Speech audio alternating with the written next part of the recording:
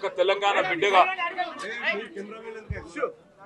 తెలంగాణ రాష్ట్రం కోసం పోరాటం చేసిన ఒక కార్యకర్తగా కేసీఆర్ గారి సైనికుడిగా స్వచ్ఛమైన మనసుతో నిర్మలమైన హృదయంతో స్పష్టంగా నేను గతంలో చెప్పింది మళ్ళీ చెప్తా ఉన్నా.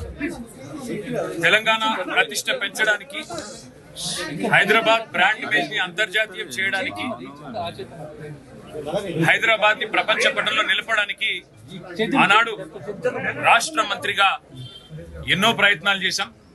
ఆ ప్రయత్నాలు చాలా మేరకు ఫలించి హైదరాబాద్, తెలంగాణ భారతదేశంలోనే ఒక ప్రధానమైన నగరంగా ప్రపంచ దృష్టిని ఆకర్షించే స్థాయికి తీసుకొచ్చే విధంగా పనిచేశాం.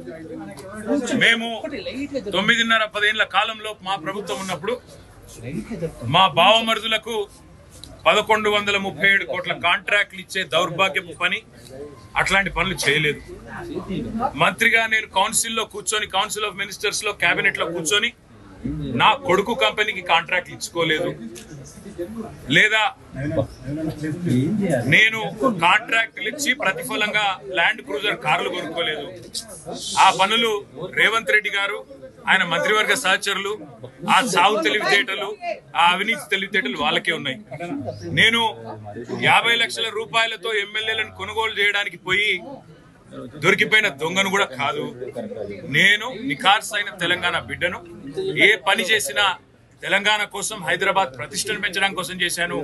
6 పైసా అవినీతి కూడా నేను చేయలేదు, చేయబోను. సరే, ఇవాళ కొంచెం ఉర్రకుండా ఆగలుగుతారా? ఇవాళ కొంతమంది అర్థమయ్యి కాని వాళ్ళు, తెలిసి తెలియని వాళ్ళు ఏదో కొంత బురద చల్లి తాత్కాలికంగా మీడియా మేనేజ్మెంట్ ద్వారా రాజకీయ పబ్బం గడుపుకోవాలనుకునే కాంగ్రెస్ వాళ్ళకి నేను చెప్పేది ఒకటే, నిజం నిలకడ మీద తెలుస్తుంది. మీరు ఇవాళ చల్లే బురద నన్ను గాని, మా పార్టీని గాని ఎట్టి పరిస్థితుల్లో మా దృష్టి ఏదైతే కేంద్రీకరించబడిందో దాని నుంచి తప్పించలేదు. మేము మాట్లాడుతూనే ఉంటాం, కొట్లాడుతూనే ఉంటాం. గత సంవత్సర కాలంగా విద్యుత్ ఛార్జీలు పెంచవద్దని కొట్లాడింది టీఆర్ఎస్. లగచర్లలో నువ్వు రైతులను జైల్లో పెడితే అడ్డుకున్నది టీఆర్ఎస్.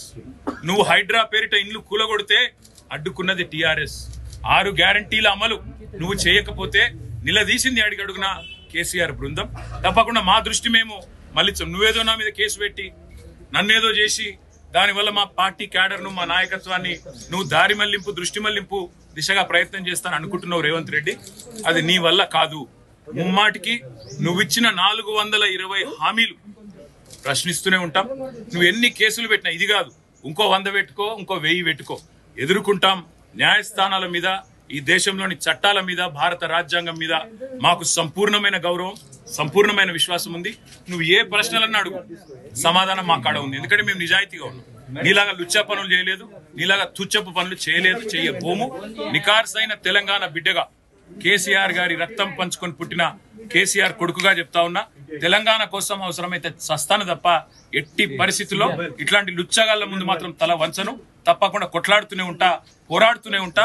తెలంగాణ జయించేదాకా, ఈ కాంగ్రెస్ కబంధ హస్తాల్లోంచి తెలంగాణ బయటకు వచ్చేదాకా కొట్లాడుతూనే ఉంటాను, ప్రతిజ్ఞ చేస్తా ఉన్నా. థాంక్యూ. ప్రపంచంలో ఏ మూల ఏ క్షణం ఏం జరుగుతుందో వేగంగా తెలుసుకోవడానికి తొలి వెలుగు వాట్సాప్ ఛానల్ని ఫాలో చేయండి.